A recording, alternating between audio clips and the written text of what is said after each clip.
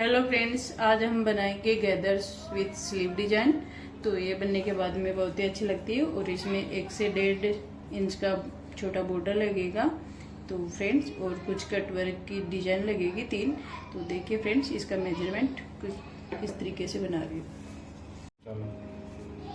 ये मैंने 16.5 इंच का फैब्रिक लिया है लंबाई में। ये इनर फैब्रिक है और ये 5 इंच की स्लीव बना रही हूँ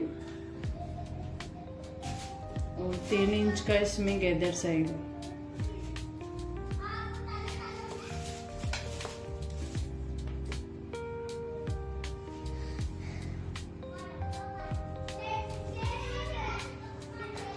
यहाँ से हम 7.5 इंच लेंगे।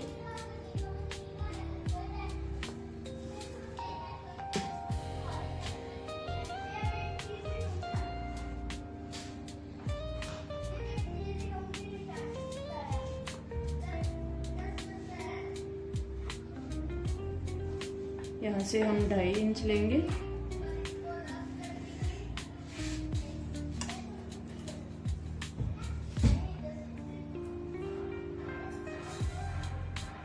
ये आर्म होल फिटिंग है 6 इंच और 1.5 इंच इसका मार्जिन है। मोहरी फिटिंग इसकी 5 इंच है और 1.5 इंच इसका मार्जिन है।